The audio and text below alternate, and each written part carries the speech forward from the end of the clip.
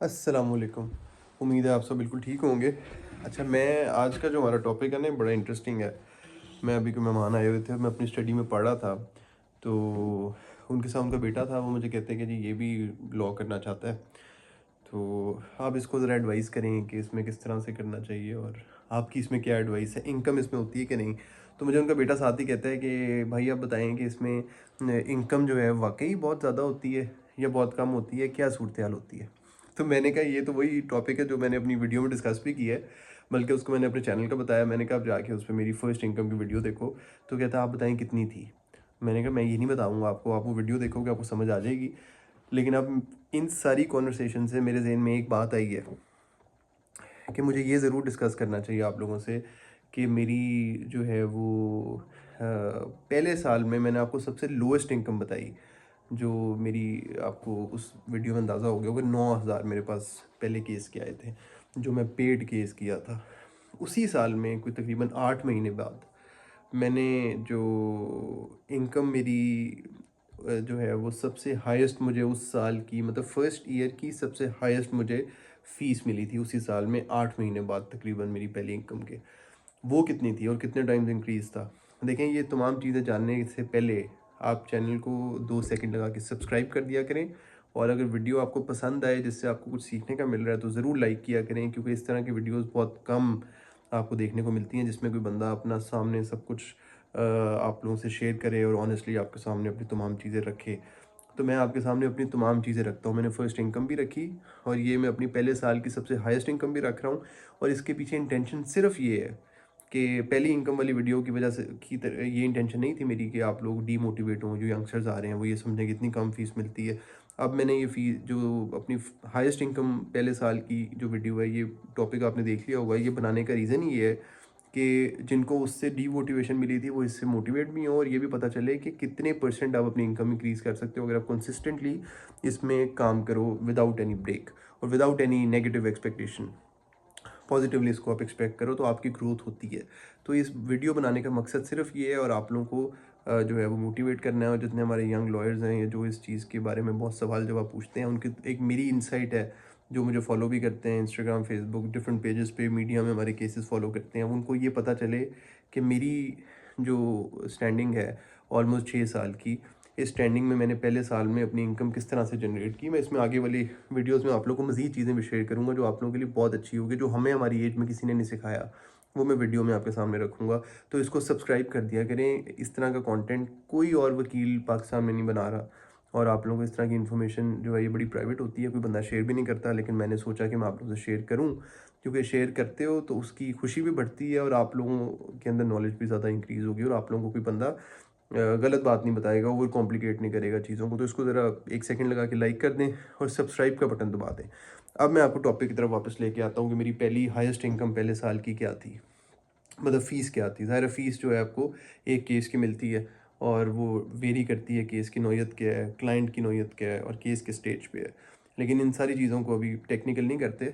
मैं आपको मोटी मोटी बात बताता हूँ कि ये वाक़या था, अभी जनवरी चल रहा है, और तकरीबन आप समझें कि अक्टूबर जो है वो आज से 6 साल पहले अक्टूबर का वाक़या है कि मैं जो हूँ वो इस तरह अपने दफ्तर में बैठा था, और हमारे एक जानने वाले हैं, उनकी मिल है, और वो मिल ओनर है, उनका कोई इशू था।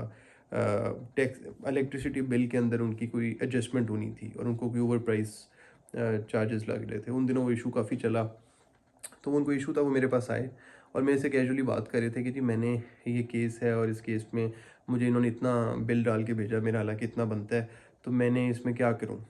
तो मैं उनकी बात सुन रहा था, लेकिन वो मुझे ये बताने आए थे कि मैंने किसी और लॉयर से अभी मिलना है, और एक और वकील मैं नाम लूँ जिसमें सलमान अकम राजा साहब का नाम उन्होंने लिया। उन्होंने कहा जी इनसे मैंने अभी एक मीटिंग तय करनी है, और मैंने इनसे भी मिलना है, शायद मैं इनसे केस कराऊँ या मैं किसी और से कराऊँ, तो आपकी इसमें क्या एडवाइस है।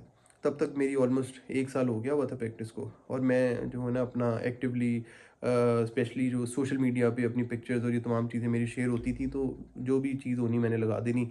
तो इससे मेरी क्लाइंटेज जो है वो काफ़ी फ़ीड हुई। मेरे क्लाइंट्स और मेरे जो जानने वाले हैं उनको ये पता चला कि ये रोज़ कंसिस्टेंटली कुछ ना कुछ काम कर रहा है।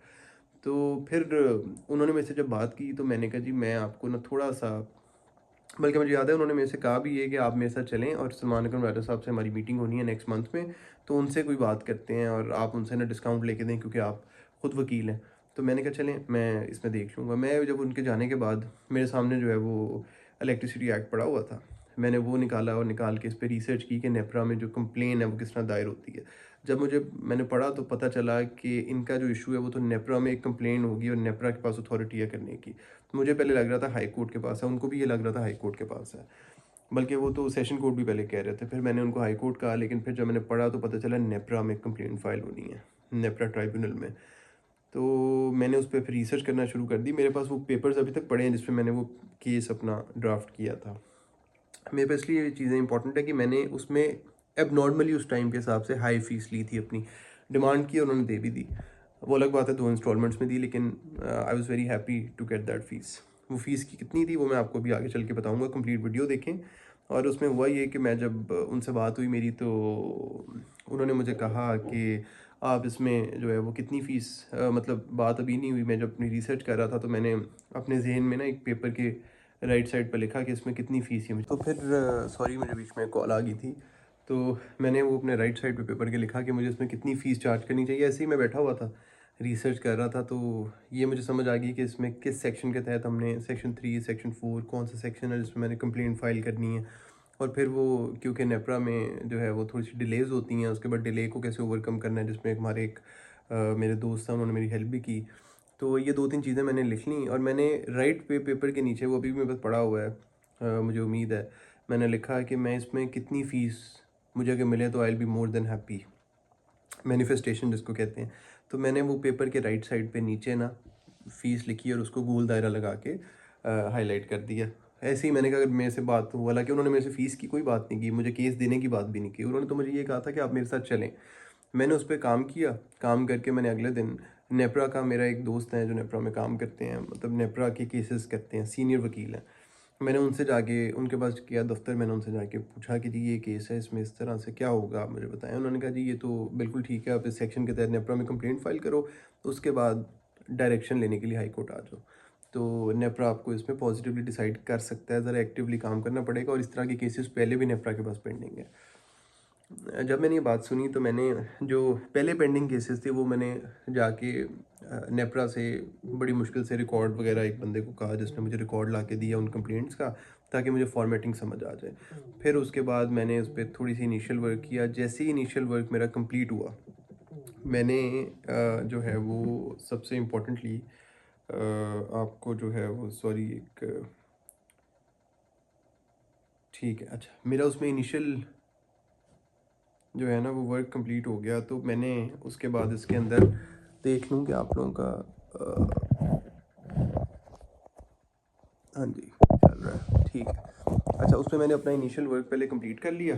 जैसे ही मेरा इनिशियल वर्क कंप्लीट हुआ तो मैं आपको जी मैं आपको कॉल बैक करता हूँ ज़रा, थैंक यू। अच्छा, हुआ ये कि फिर मैंने उस पर इनिशियल वर्क कंप्लीट किया। मैंने 2-3 दिन के बाद उन्हीं अपने क्लाइंट को दफ्तर बुलाया। मैंने कहा जी मेरे साथ चाय पिए। वो जब आए तो मैंने उनको बताया कि आपको पता है कि इस पर नेपरा में जाना है। तो वो कहते नहीं, ये तो हाई कोर्ट सेशन कोर्ट जा रहे हैं सब लोग इसमें। मैंने कहा नहीं, सेशन में तो नहीं जाना, हाई कोर्ट में या नेपरा में था, लेकिन नेपरा में पहले जाएंगे और हाई कोर्ट अल्टीमेटली जाना पड़ेगा। डायरेक्शन के लिए जो वकील साहिबान समझते हैं उनको पता है। मैंने को इस बात पे कन्विंस किया, उनके सामने अपनी इन्फॉर्मेशन रखी। मैंने कहा जी आपने जाना है, जिस भी वकील साहब से बात करनी है उनको अपनी ये चीज़ खुद बतानी है, क्योंकि हर लॉयर की डायरेक्शन अपनी होती है। अगर आप पहले बता देंगे तो वो उस डायरेक्शन में काम करेंगे बजाय आपको ओवर कॉम्प्लिकेट करने के। मैंने उनको इसमें असिस्ट किया, उनको मैंने नोट्स अपने थोड़े से शेयर किए। मैंने व्हाट्सएप पे उनको तस्वीर लेके अपने नोट्स की भेजी कि इस सेक्शन को देख लें, इस सेक्शन को देख लें। वो ज़रा पढ़े लिखे हैं, उनको खुद भी शौक़ है अभी तक, बल्कि वो मेरे क्लाइंट हैं और उनको शौक़ है कि जी मैं इसमें खुद से बड़ा, उनको लीगल नॉलेज होती है चीज़ों की और बड़ा लिटिगेशन के एक्सपर्ट है, ये मैं उनको कहता हूँ। तो वो उन्होंने जो है वो जाके सेक्शन वगैरह पढ़े, तो उन्होंने मुझे कहा मुक़सिद आप ये केस खुद क्यों नहीं करते। मैंने कहा जी मैं बिल्कुल कर लूँगा, आप बताएं, अगर आपकी किसी से बात नहीं हुई तो मैं कर लेता हूँ। उन्होंने कहा जी वकालतनामा निकालो। मैंने वकालतनामा निकाला, उन्होंने बैठे बैठे वहाँ पे साइन कर दिया। तो मुझे कहते हैं कि अब बताओ इसमें क्या डॉक्यूमेंट्स आपको रिक्वायर्ड है। मैंने कहा मुझे एक दिन दे दें, मैं तमाम चीज़ें आपसे शेयर करता हूँ। एक पूरी लिस्ट, मेरे दफ्तर में काम करने के तरीके हैं, हम लोग पूरी लिस्ट बनाते हैं ईमेल पे भी शेयर करते हैं। बिलिंग भी मेरी प्रॉपर होती है, मतलब बिलिंग वो बिलिंग नहीं होती जो वर्बल बिलिंग होती है। मेरी हर बिल जो है वो उसका रिकॉर्ड कंप्यूटर में पड़ा होता है, और हर बिल जो है वो ऑफिशियल इशू होता है जिसके ऊपर स्टैम्प और साइन होते हैं हमारे जो भी मैनेजिंग पार्टनर हैं उनके। तो वो हम खुद साइन करते हैं। तो मैंने उनको कहा जी मैं आपसे बिल समेत तमाम चीज़ें शेयर करता हूँ। मैंने अगले दिन ना सारी रिसर्च की, जो डॉक्यूमेंट्स रिक्वायर्ड हैं वो बनाया, व्हाट्सएप पे उनको मैसेज बनाए, उनको ईमेल की, और एक फ़ोल्डर में अपना जो लिफाफा होता है तो उसके अंदर मैंने ना वो लिख के उनका जितना बिल मैं चार्ज करूँगा उनको फ़ी चालान आप कह लें, फ़ी चालान और डॉक्यूमेंट्स रिक्वायर्ड लिख के वकालतनामा उनको दे के मैंने कहा जी इसको आप साइन कर दें और बिल की फ़ीस आप देख लें। उन्होंने फ़ीस देखी, तो आप इमेजिन करें मैंने फ़ीस कितनी लिखी होगी। मैंने हालांकि अपनी तरफ से ओवर किया। मैंने कहा जी मैं ये क्योंकि जा रहे हैं इतने बड़े वकील साहब के पास तो उन्होंने फ़ीस ज़्यादा मांगनी है, तो मैं इनको ना फ़ीस अपनी तरफ से बहुत ज़्यादा बताता हूँ तो मुझे उसकी हाफ़ दे देंगे। तो मैंने उसके ऊपर 3 मिलियन चार्ज किया हुआ, लिखा होता है कि 3 मिलियन मुझे फ़ीस चाहिए, और नीचे हमारे बिल पे लिखा होता है it is payable with in 3 days of issuance. तो वो एज इट इज़ उनको 3 मिलियन का मैंने, हालांकि मैंने 3 मिलियन क्या, मैंने 1 मिलियन भी उससे पहले फ़ीस नहीं ली थी उस पूरे साल में। तो मैंने 3 मिलियन उनको फ़ीस लिखी, और मैंने कहा डिफरेंट काम है, अगर ये अच्छा बजट देंगे तो मैं उस पर मेहनत करके काम करूँगा। 3 मिलियन लिख के तो मैंने उनको बिल इशू किया, साथ में डॉक्यूमेंट्स भेजे, और उनको मैंने ना लड़के के हाथ, अपने ऑफिस बॉय था उसके हाथ मैंने उनको भेज दी चीज़ें। उन्होंने वो रिसीव की तो उनकी मुझे रात को कॉल आ गई। उन्होंने कहा मुक़सिद फ़ीस तो आप बड़े महंगे वकील हो। मैं आगे हंसने लगा। मैंने कहा देखें आपका काम जो है ना, इसमें आपको बेनिफिट कितना हो रहा है। उनको ऑलमोस्ट कुछ 2.25-2.5 करोड़ का बेनिफिट था। मैंने कहा आपको बेनिफिट हो रहा है उसकी परसेंटेज के हिसाब से कुछ भी नहीं है, और आप जिन वकील साहिबान का नाम ले रहे हैं उन्होंने आपको इससे डबल नहीं तो ट्रिपल चार्ज करना है। मुझे इस बात का आइडिया था। आपने पहले मार्केट सेंस आपको होनी चाहिए कि फ़ीस कितनी डिमांड करनी है। तो उन्होंने इस बात को जो है वो सुना। उन्होंने कहा अच्छा चले मैं ना आपको सुबह चेक भेज दूंगा और साथ में आपको डॉक्यूमेंट्स भेज दूंगा, आपने बस जो मैं दे दूंगा आपने वो ले लेनी है, बाकी मैंने काम होने के बाद देनी है। हालांकि इस काम में मैं कभी नहीं पढ़ता कि काम होने के बाद, क्योंकि काम करने की तो गारंटी नहीं होती हमारी, तो काम गारंटी होती है कि हम एफर्ट करेंगे। खैर एनीवेज उन्होंने मुझे सुबह, जब सुबह हुई अगले दिन कोई 12-1 बजे उनका बंदा आ गया, उसने डॉक्यूमेंट्स दिए, उसने कहा जी ये मियाँ साहब ने साइन कर दी हैं और ये आपका चेक आया। और ये मैं चेक देखा तो मैं एक्सपेक्ट कर रहा था कि उसमें 5 लाख होंगे और ये मुझे कहेंगे 5 में बाद में दे दूंगा। लेकिन अल्लाह ताला की करनी देखें, जब अल्लाह ताला ने आपको नवाजना होता है, उसमें उन्होंने 15 लाख का चेक रखा हुआ था। 15 लाख चेक था और 15 लाख उन्होंने कहा मैं आपको बाद में दे दूंगा। और वो जो है वो अकाउंट का चेक था, तो मैंने उसको अकाउंट में डिपॉजिट करा दिया, और वो शुक्र अल्हम्दुलिल्लाह डिपॉजिट भी हो गए। मैं बहुत खुश हो गया। मैंने कहा यार ये तो बहुत अच्छी चीज़ है, मुझे इतनी अच्छी फ़ीस मिल गई है इस काम की। मैंने उस पर बड़ी मेहनत की केस में। मैं नेपरा गया, हाई कोर्ट गया, फिर नेपरा गया, और उसके बाद वहाँ से फाइनली डिसाइड करवाया। तकरीबन कोई 2.5-3 महीने का प्रोसेस था, मैंने वो फॉलो किया। 2.5-3 महीने में उनको जो रिलीफ चाहिए था वो मिल गया। उनकी करेक्शन भी हो गई, उनकी एक इंस्टॉलेशन थी वो भी हो गई। अल्हम्दुलिल्लाह दोनों चीज़ें उनकी जब हुई तो वो इतने खुश हुए कि वो, मुझे याद है मैं उनके जिस जगह पे काम था वहाँ पे इनका प्लाज़ा बना हुआ था, मैं उस प्लाज़े पे गया तो वो बहुत खुश। उन्होंने खाने का इंतज़ाम किया मेरे लिए। उन्होंने कहा अपने दफ्तर के सारे लड़कों को लेके आना है। तो मेरे साथ एक ऑफिस बॉय था और मेरा मुंशी था। हम दो चले गए, और जो है वो उनके पास खाने पे जो है वो, मैंने कहा हम 2-3 लोग आ जाएंगे। तो हम गए और वहाँ पे जाके हमने खाना खाया उनके साथ। तो उन्होंने मुझे वहाँ पे बैठ के, जब उनके 5-6 दोस्त भी बैठे थे, उन्होंने उनके सामने एक तो बहुत ज़्यादा तारीफ़ की कि जी ये काम किसी से नहीं होना था, इन्होंने कर दिया और ये कर दिया। तो मेरे ज़हन में ये बात नहीं थी कि मेरी फ़ीस अभी इन्होंने और देनी है। मैं बस बहुत खुश था कि मैंने इतने बड़े क्लाइंट का काम भी किया, और इन्होंने मेरी बड़ी तारीफ़ की है। जब खाना ख़त्म हुआ तो उन्होंने, मैं जाने लगा तो कहते मुक़सिद आप ना ज़रा 2 मिनट में से दफ़्तर आ जाएँ। उनका दफ़्तर अंदर ही बना हुआ था। मैं दफ़्तर गया तो उन्होंने वहाँ पे कैश 5 लाख की दथी और 10 लाख मतलब 1 मिलियन का चेक। उन्होंने कहा जी आपकी पेंडिंग फ़ीस थी, ये भी अपनी रख लें। तो मैंने जब देखी तो मैंने कहा जी बड़ी मेहरबानी आपकी, आपने याद रखा, वरना मैंने तो कहा था मुझे फ़ीस नहीं मिलेगी। मैंने जोक मारा। तो ऐसे हंसने लगे, कहते किस तरह आपने हमारा इतना बड़ा काम किया है, आपको तो हमने आगे भी अपने साथ खुश रखना है। तो ये उनकी एग्जैक्ट स्टेटमेंट थी, जिससे मेरा ना मतलब एक्साइटमेंट बहुत आ गई, बड़ा खुश हो गया उस टाइम पे। जब आपको देखें पहली फ़ीस मैंने बताई 9,000 मिली, फिर मुझे मिली ये सबसे हाईएस्ट फ़ीस 8 महीने के बाद, तकरीबन साल उसी साल में 3 मिलियन 30 लाख रुपया। तो मेरी एक्साइटमेंट का लेवल आप देखें कितना होगा। मैं इतना एक्साइटेड, उनके सामने मैंने शो नहीं किया मैं एक्साइटेड हूँ। मैंने फ़ीस पकड़ी और पकड़ के अपनी डिपॉज़िट कराई, बड़ा खुश हुआ। उसके बाद जो है वो थोड़ा सा ट्रिप पे भी गया, घूमने फिरने गया, फैमिली को भी एंजॉय कराया, तो हम लोग बड़े खुश हो गए। ये वो सिचुएशन है जो मैंने आपसे शेयर करनी थी कि किस तरह मैंने पहले साल में एक अपनी हाईएस्ट फ़ीस कितनी ली। तो मैंने 30 लाख ऑलमोस्ट जो है मैंने ली, जिसमें से मैंने कुछ जो है वो 2-2.5 लाख रुपया ऑलमोस्ट खर्चा करना था डिफरेंट जगहों पे, वो मैंने उधर किया। तो आप समझेंगे 2.5-3 रह भी गया हो तो 27-28 मेरे पास प्रॉफिट हुआ। तो मैंने उसमें ज़ाहिर है इस्लामाबाद ट्रैवल भी किया और सब कुछ वो निकाल के मैंने आपको बताया कि 2.5 लाख से 3 लाख मैंने लगा दिया और 27-28 लाख मेरे पास प्रॉफिट हुआ। और 28 लाख या 30 लाख आप समझे, फ़ीस तो 30 लाख मिली उसमें मुझे मिली और मैं बहुत ज़्यादा एक्साइटेड हुआ और मेरी यहाँ से एक जंप ऐसी लगी जिसने मुझे बड़ी देर तक चलाया और बड़ा सपोर्ट किया। और मैं बड़ा मशकूर रहा अपने जो है वो अपने क्लाइंट्स को भी बड़ा मैं अच्छे तरीके से डील करता रहा और अभी तक करता हूँ। उसकी वजह ये होती है कि क्लाइंट हैप्पी होता है ना, तो उसके केसेस आपके पास आते हैं और अगर आप उसको सेटिस्फाई करते हो आपको फ़ीस अच्छी मिलती है। अब जो क्लाइंट्स की पेइंग कैपेसिटी ज़्यादा है वो आपको अपनी पेइंग कैपेसिटी के हिसाब से ज़्यादा फ़ीस देते हैं। तो मेहनत जब करनी है तो ये नहीं सोचना कि फ़ीस कम मिल रही है कि ज़्यादा मिल रही है। ऐसा टाइम आता है कि आपका छक्का लगता है और आप रियलाइज़ भी नहीं करते कि आपका छक्का कितना लगना है। तो एनीवेज़ मैं बड़ा इसमें एक्साइटेड भी था और बड़ा खुश हुआ। फिर मैंने सबको और ये मैं बताऊँ आपको, ये मैं पहली दफ़ा वीडियो में, ये पहली दफ़ा सबके सामने ये बात इस तरह से डिस्क्लोज़ कर रहा हूँ, वरना मेरे घर वालों को तो शायद पता है, लेकिन और किसी को इस तरह नहीं पता कि मेरे पहले साल में मेरी इतनी इनकम है। क्योंकि नज़र की बात होती है, मुझे मामा कहती हैं कि नज़र भी लग जाती है और ये वो। लेकिन मैंने आपसे शेयर किया कि इससे शायद आप कुछ सीखें, शायद आपको मोटिवेशन मिले।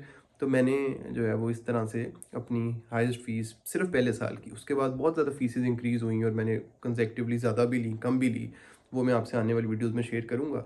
तो इस तरीके से मैंने अपना ये पूरा किया। उम्मीद है आपको इससे सीखने को मिला होगा। अगर आपको सीखने को मिला तो वीडियो को लाइक भी कर दें, सब्सक्राइब भी कर दें और आने वाली वीडियोज़ को अपना ढेर सारा प्यार दिखाएँ। अब मैं कॉफ़ी एंजॉय करता हूँ और आप इस फूड फॉर थॉट के साथ वीडियो को ख़त्म करें और वीडियो को जो है ना वो एनालाइज़ करें कि किस तरीके से 9,000 से 30 लाख तक का सफ़र 8 महीने में मैंने किया और फिर अप एंड डाउन जो है वो चीज़ें चलती रहती हैं। Thank you for watching. अल्लाह हाफ़िज़।